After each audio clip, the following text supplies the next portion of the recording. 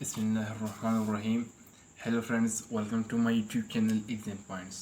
तो दोस्तों, आज का जो हमारा टॉपिक है वो है AGX। ठीक है, तो आज हम इसी पर बात करेंगे, इसकी थ्योरी पढ़ेंगे। ठीक है, तो चलिए शुरू करते हैं।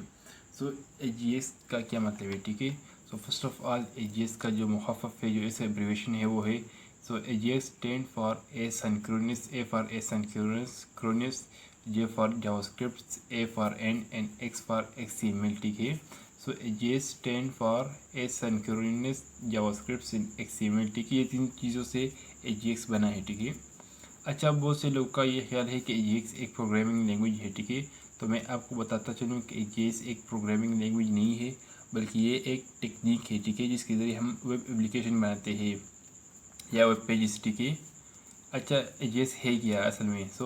AGX web pages to be AGX allow web pages to be updated asynchronously by exchanging small amount of data with the server behind the scene। ठीक है, अब अच्छा, AGX का बुनियादी काम क्या है? AGX का बुनियादी काम ये है कि अगर आपने क्लाइंट की तरफ से सर्वर पर रिक्वेस्ट भेजी, ठीक है, तो सर्वर क्लाइंट की तरफ पूरा का पूरा पेज अपडेट नहीं करेगा। ठीक है, बल्कि small amount of data client की तरफ भेजेगा। ठीक है, वो पूरा का पूरा जो पेज है वो क्लाइंट की तरफ नहीं भेजेगा। ठीक है, फॉर एग्जांपल अगर आपने गूगल पर इमेज क्या कीवर्ड सर्च किया, ठीक है, तो गूगल आपको सारे के सारे इमेज नहीं भेजेगा, बल्कि आपको वो सिर्फ कुछ हिस्सा भेजेगा। ठीक है, इमेज गूगल के पास जितने भी सर्वर पर इमेज पड़े हैं, तो वो उसका सिर्फ स्मॉल अमाउंट ऑफ डेटा भेजेगा। ठीक है, कुछ ही इमेज आपको भेजेगा। ठीक है, अच्छा, it's a techniques used to upload part of page, not the whole page। ठीक है,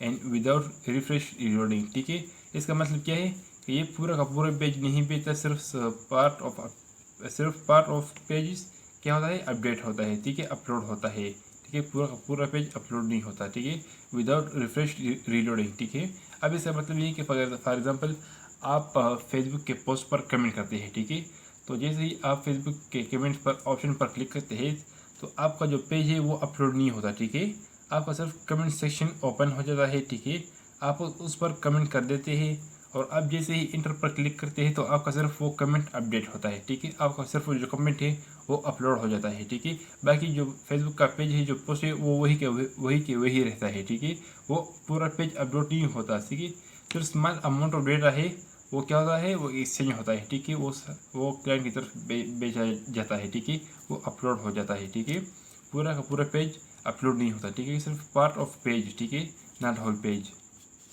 अच्छा, AGX क्या है? AGX क्लाइंट साइड टेक्निक है। ठीक है, ये क्लाइंट साइड की तरफ यूज़ होता है। ठीक है, by this technique we can create more faster, better and interactive web application. ठीक है, इस टेक्निक के ज़रिए हम बेहतरीन और तेज़ तरीन एंड इंटरएक्टिव, जो हर वक्त एक्टिव रहता है, ठीक है, वेब एप्लीकेशन बना सकती है। ठीक है, with the help of XML, HTML and JavaScript भी। ठीक है, ये तीनों लैंग्वेज AGX में इस्तेमाल होते हैं। ठीक है, जावास्क्रिप्ट, XML एंड HTML। ठीक है, XML में एक्सटेंशन मार्कअप लैंग्वेज। ठीक है, HTML mean hyper text markup language. ठीक है, अब AGX के फ़ायदे क्या है? ठीक है, no page reload on each request. ठीक है, हर एक रिक्वेस्ट पर पेज रीलोड नहीं होता। ठीक है, जिस तरह मैंने गूगल का एग्जांपल लिया, फेसबुक का एग्जांपल लिया। ठीक है, फॉर एग्जांपल मैं और एग्जांपल भी दे देता हूँ।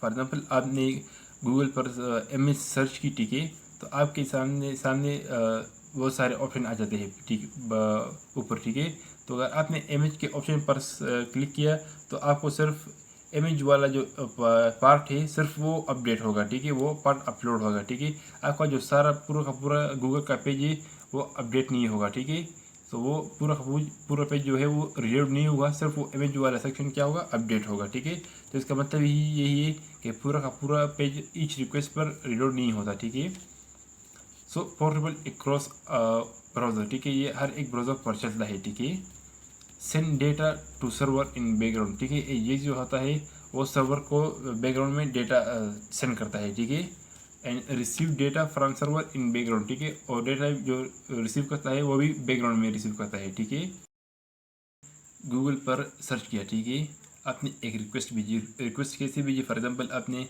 एक कीवर्ड सर्च किया इमेज। ठीक है, तो अब जो इमेज का कीवर्ड है वो कौन सर्वर को सेंड करेगा, वो एजेएक्स सेंड करेगा, ठीक है, बैकग्राउंड में, ठीक है।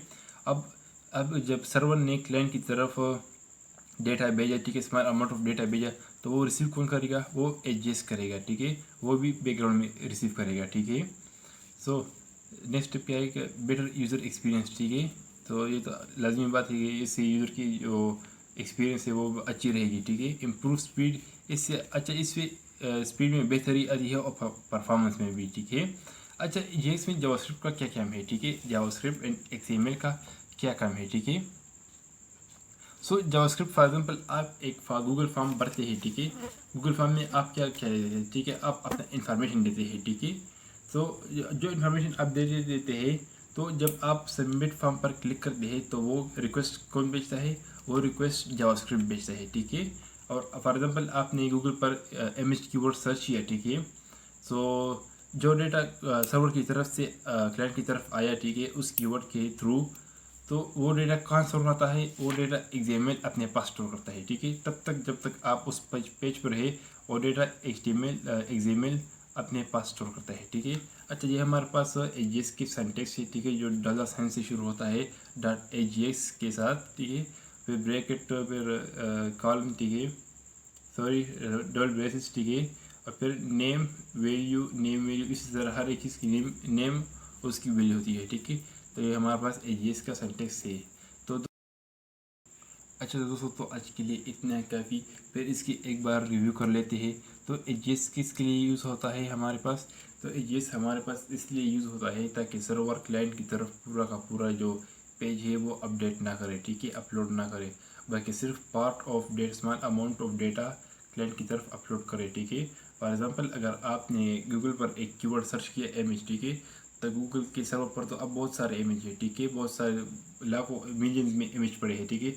तो वो तो आपको सारे के सारे इमेज शो नहीं करेगा ना, वो तो सिर्फ आपको small amount of data mini image show करेगा ना। इससे हमारे पास बहुत ज़्यादा टाइम बचता है, ठीक है। तो इसके लिए हम एजेएक्स को यूज़ करते हैं, ठीक है।